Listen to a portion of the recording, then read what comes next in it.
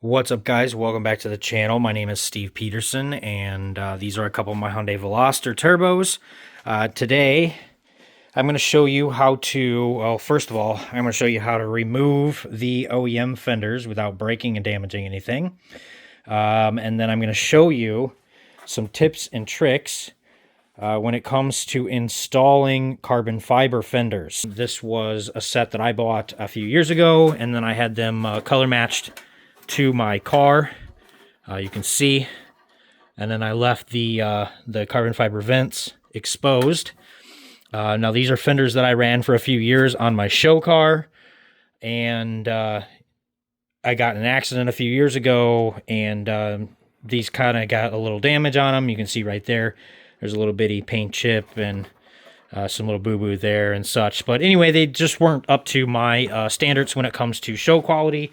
And I wanted to do something different. So when I ordered my carbon fiber hood in the honeycomb weave, as you can see, a few years ago, I ordered carbon fiber fenders to match. So these are my current honeycomb weave carbon fiber fenders. I did my own mesh and then ordered them at the same time to match my hood. I did, again, also my own mesh install on the hood.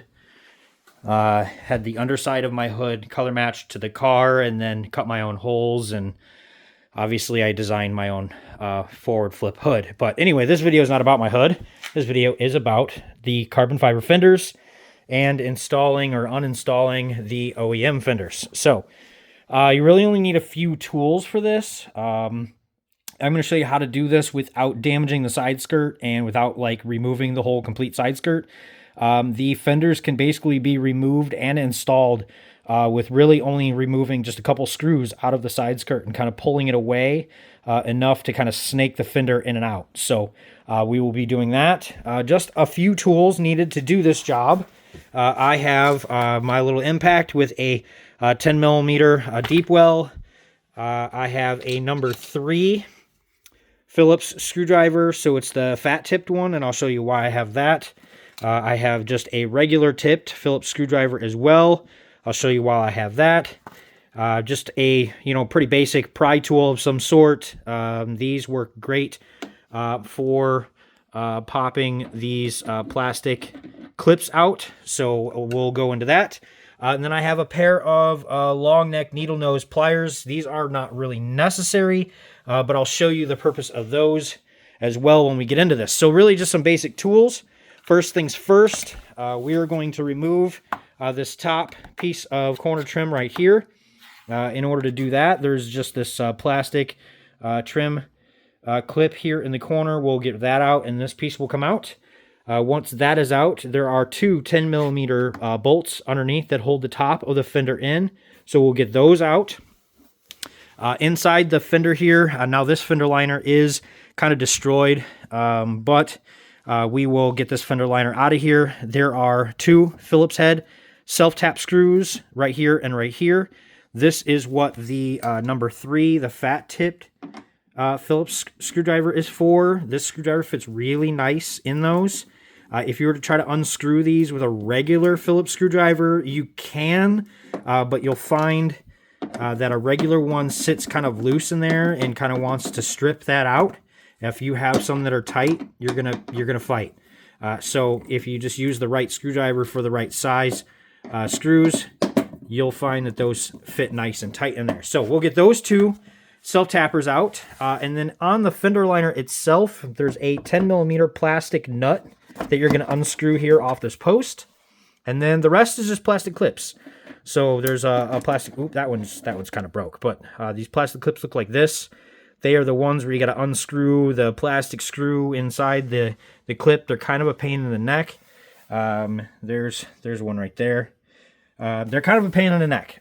So without further ado, we're going to get this fender liner out of here, and then I'm going to pull this fender, and then I'm going to talk about some tips and tricks when it comes to reinstalling either new custom fenders or your carbon fiber fender options. These fenders don't just come perfect. There's some little adjustments that you can make that's going to really help you when it comes to lining body lines up and getting these fenders to fit nicely with your OEM skirts and stuff. First things first, removing this little plastic cover here on top. Now, obviously, if your hood's still on the car, this is going to be a little bit more of a pain in the butt to get to.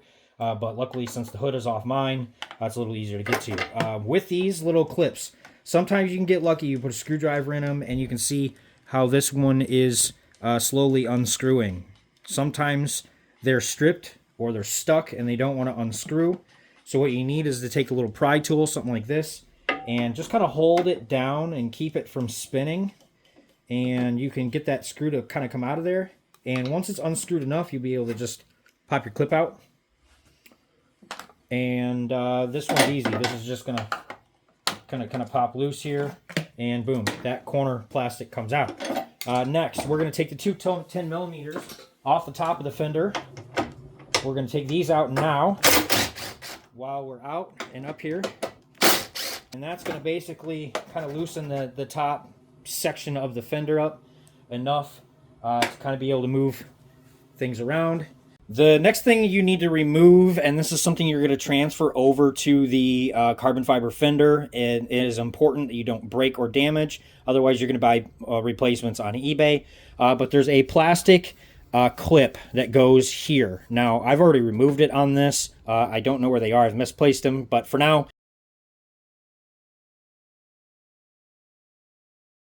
I'm just going to let you know there are two 10 millimeter self-tapper screws here that screw into that plastic bracket here, and that plastic bracket is what your front bumper clips into when it's lined up with the fender. So that piece is important. If it's broken or damaged, spend the 30 bucks, buy a couple off eBay or Amazon. You can get replacements. There's a left and a right hand side, and replace those corner brackets, because that again is what keeps your bumper clicked into your fender.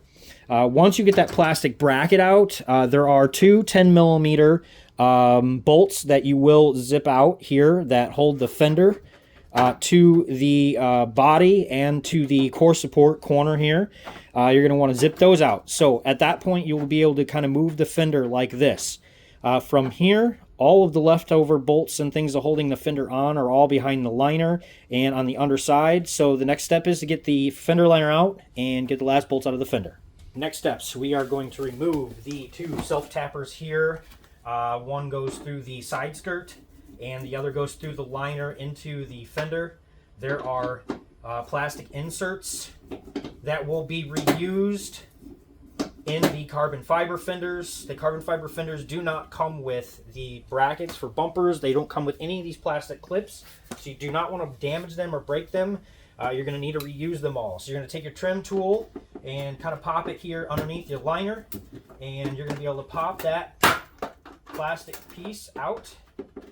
And again, you're going to want to pull that out and save that. That's a little plastic insert that one of those self-tappers goes into.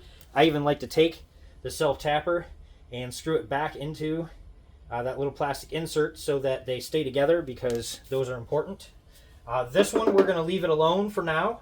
And I'm going to get the rest of these plastic clips here out of the liner, and then we will move to the underside here next.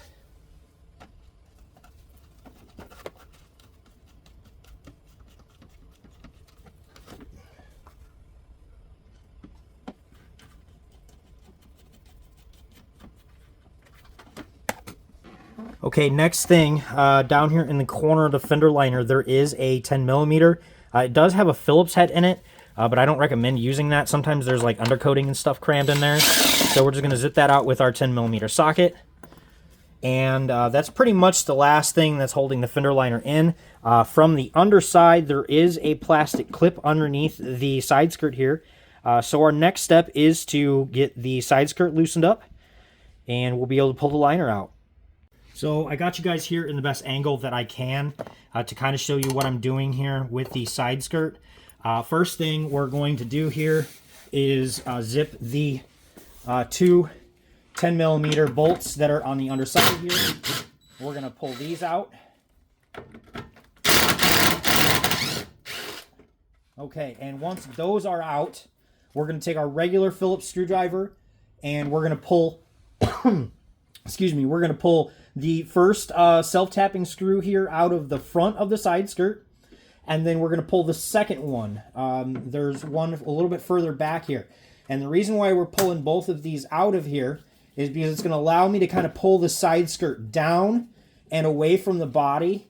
It's going to loosen that side skirt up enough. We're going to have enough room to kind of pull it back and away. It's not going to be in the way from the pulling the fender in and out, which you'll see here shortly. So you're going to go ahead and get those self-tappers out. Now, there is a little tricky hidden screw. Here, there's a self-tapping screw that comes in from the back side, and it screws through the painted portion of the side skirt as well as the black plastic portion of the side skirt. So what you need to do, and this one again is kind of tricky, I like taking my plastic pry tool or my trim tool and kind of pulling down on the side skirt. At the same time, taking my screwdriver and unscrewing that self-tapper. Now, this self-tapper isn't really that important. I'll be honest, in my own personal car, I've never put this screw back in just because it's a pain in the butt. It's kind of not necessary. I feel like it's a little overkill, but if this is the first time that this side skirts and stuff have ever been taken apart on your car, you're going to need to take this screw out. It's up to you whether you want to put it back in or not, but once you get that screw out, you will now be able to separate. You can see how I can pull away. You'll be able to separate the side skirt from the black plastic part of the side skirt. And then there'll be another section here. You'll see the fender liner kind of comes down, as well as the fender itself is loose now. So all of those layers are all kind of sandwiched in here, and the next step is kind of a pain here. You don't want to pull too hard on the side skirt because you'll break the clips. So first things first is we need to get this fender liner out of here. In order to get this fender liner out of here, there's one more, like I said, plastic clip here on the underside. In order to get that, though, you're going to have to kind of pull the side skirt down and away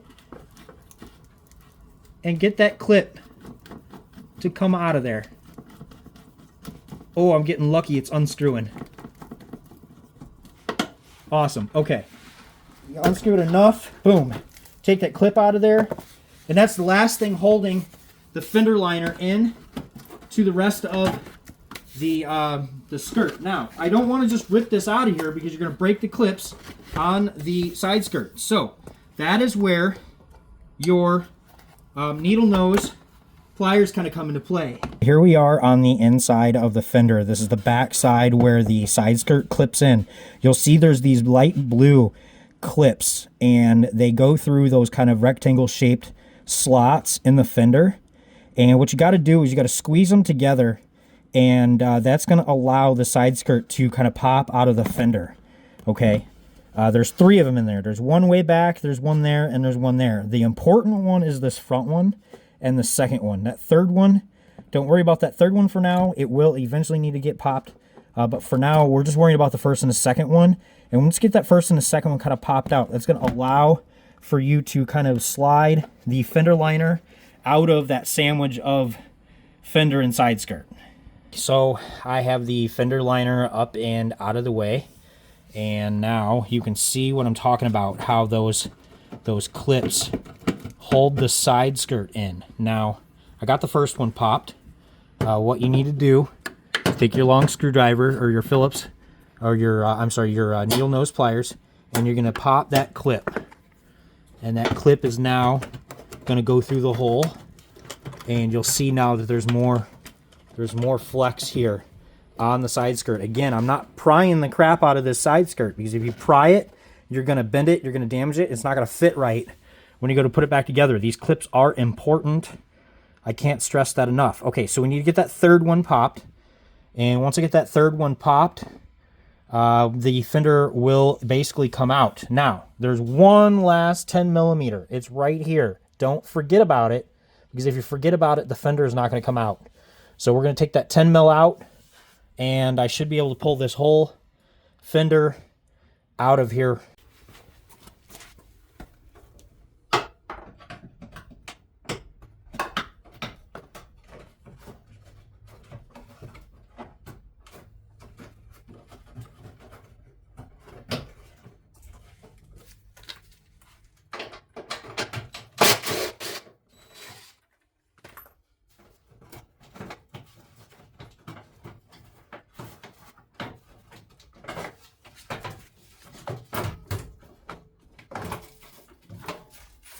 Now, if you did this correctly, the fender will basically slide right out. We'll get you in close here and see what that looks like. So there we go. With the fender out of there, you can see how that comes out. See how our clips stayed in the side skirt? Everything stayed where it's supposed to. When it comes to sliding the new fender in, it's basically the reverse. However, I want to make note of a couple things. You see these 3 slots here on the OEM fender. Those 3 slots are also on the carbon fiber fender. Now, it is important that you inspect these notches. You want to pop the clips out of the back side here of the side skirt, like so. And we're going to take these clips, and what you're going to do with your aftermarket fenders before you go to put them in the car, you want to make sure that these clips pop in and lock nicely. If these clips do not fit tightly in your aftermarket fender, then you need to go back, you need to take a file, and you need to file these little rectangles until that clip locks in there nice and fits nice and tight, okay? Because if this clip does not fit in these notches, when you go to put your carbon fiber fender back in here, and you go to clip your side skirts in, those clips are not going to clip in, and you're going to find yourself having to press really hard on the side skirt to get it to press in, and you're going to risk cracking and damaging your carbon fiber fender, for one. And number 2, you're going to risk your side skirt not lining up and fitting correctly on the aftermarket fender. Now, the OEM fender comes with this little strip of this 3M double-sided stick tape. You could, if you wanted to, replace that double-sided stick tape. It goes right along the edge here on the side skirt. That is a nice, simple little replacement. You can just use like 1/4-inch double stick tape. It's going to go right here along that inside edge, and that's going to kind of help this side skirt fit back up nice and tight and flush when you go to put this aftermarket fender on. You can even see there's a slight mark right there where my double-sided stick tape was when it was installed on my car. I want to show you the back side here on this fender. I want to show you that that clip fits nicely in the hole. And you can also see here on the back side how I've had to file just a little bit of the carbon fiber, the fiberglass away on these rectangles. You can see how I kind of like beveled the edge a little bit. And by doing that, that allows those clips to fit really well in the hole and lock in nice and tight. Okay, and this is also important on the other end of the carbon fiber fender. So the side where your bracket for the bumper goes, there is, on the underside here, there's another rectangle, and there's a plastic insert that goes in there. You're going to take that plastic insert out of your OEM fender. Hopefully it's not damaged.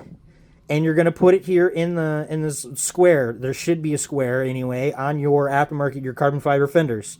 Here's another place where you may need to take your file, and you may need to make these squares a little bit more square.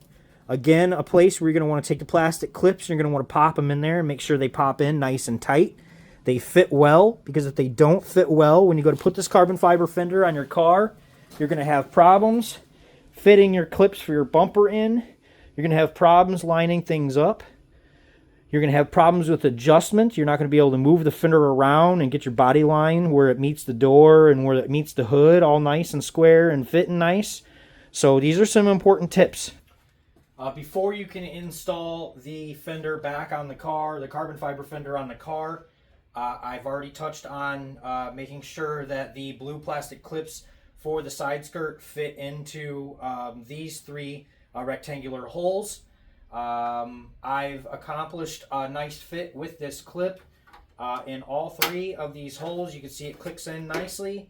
I've beveled the back edge as I showed up close earlier, and I have done that using a small file as so. Basically just taking the file here and kind of beveling off the edge a little bit and squaring up or cornering up the hole, make it nice and even, and again making sure that this clip fits nicely in there. Here on the end where the fender brackets mount in. And I mentioned earlier that I misplaced them. I found a set of broken ones, so this is really only half. But you can get these replacements all over the internet, on Amazon and eBay and things like that. They're about 30 bucks for the pair, give or take a little bit. Once these break, they do need to be replaced. But again, these fit right in here to these squares here on the end. So ideally you need to make sure that those white plastic clips here on the fender clips fit nicely in and kind of lock in nice and tight. So you're going to want to do some test fitting there on those. Again, if they don't fit right, or if you need to make some small adjustments, use your little file. You can kind of make these squares a little bit more square. Again, sometimes from the manufacturing process of these carbon fiber fenders, these holes aren't made exactly where they need to be. They're not perfectly shaped. So that's where going in and fine tuning with this little file will help make that fitment really nice. The other one that you need to be concerned about is this one. This one is on this fender a little busted, but there is a little corner tab here, and this is where there's a screw.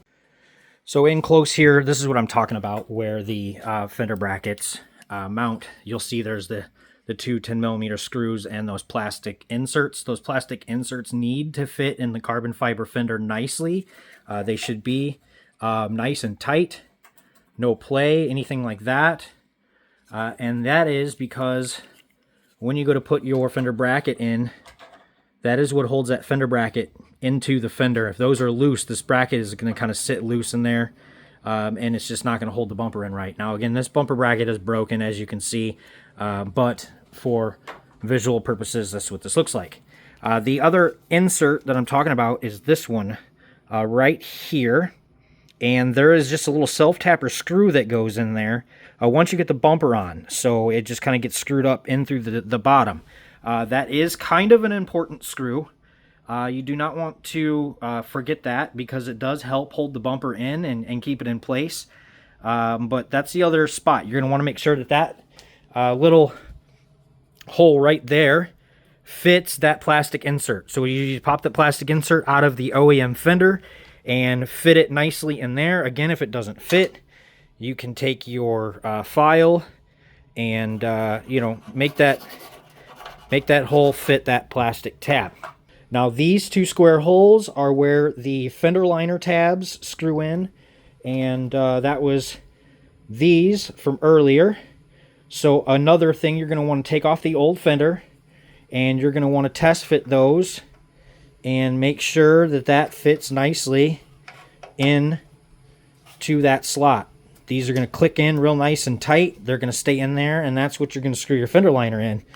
That's pretty much it. The rest of the holes really aren't all that important. There is this rectangle one here on the underside.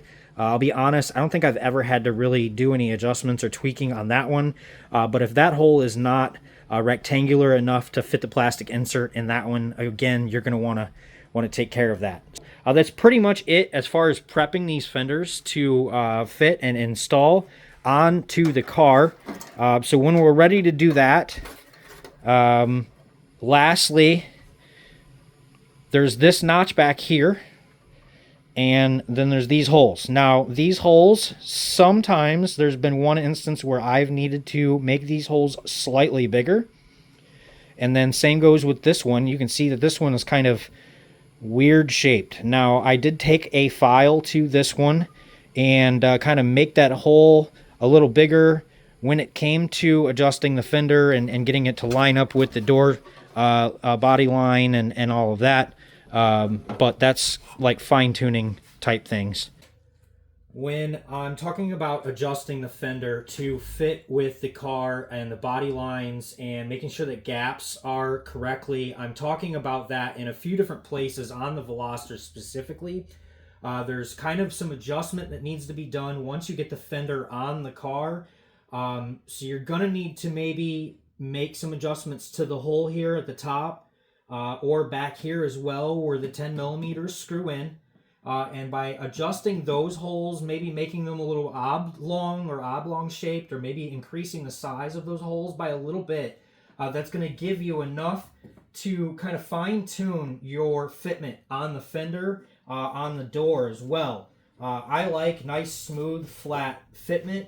That is important to me when I'm looking at a show car. I look at how someone has installed some of the parts on the car, not just the parts that are on the car.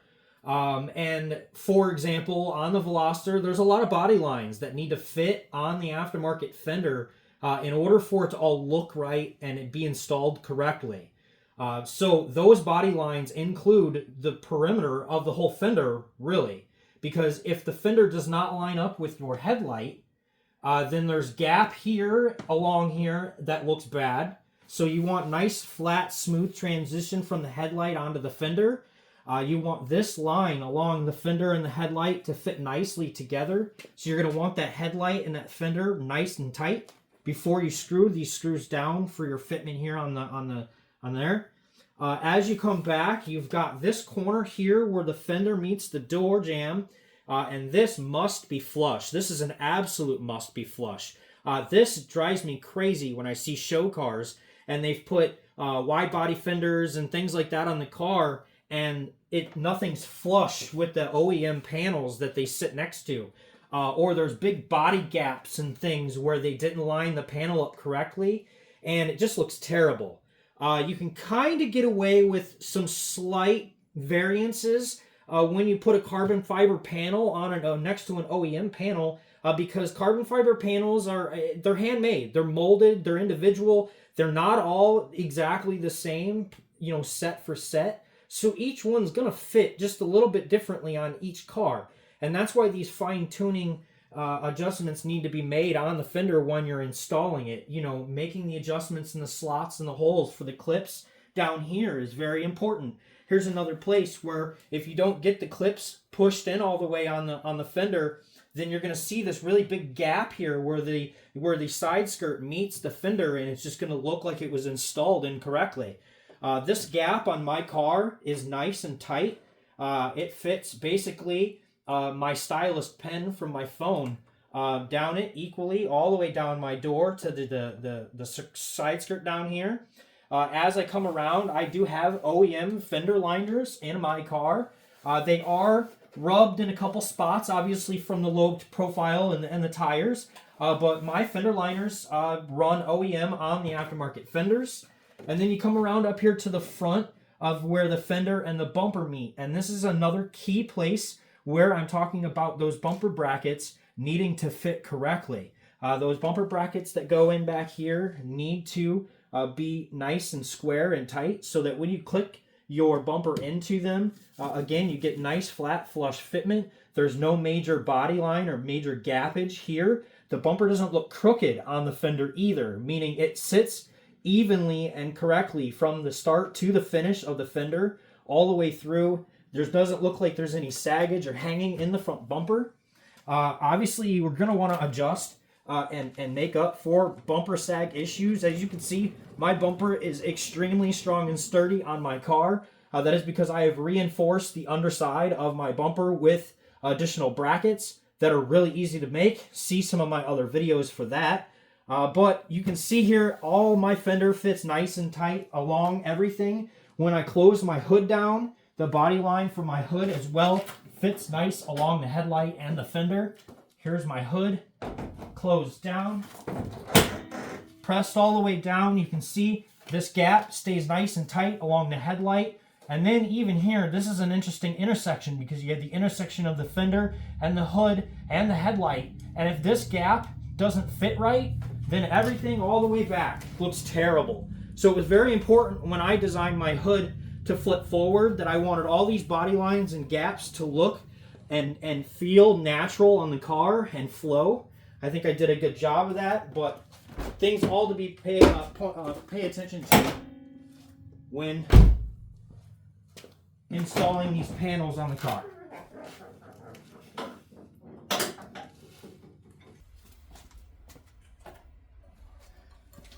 When you are ready to put your fender back on and you have made sure that all your clips fit into the aftermarket slots, you're going to take your fender and basically you're going to be able to just kind of pull back the side skirt here and you're going to be able to just kind of slip that carbon fiber fender in where it needs to be.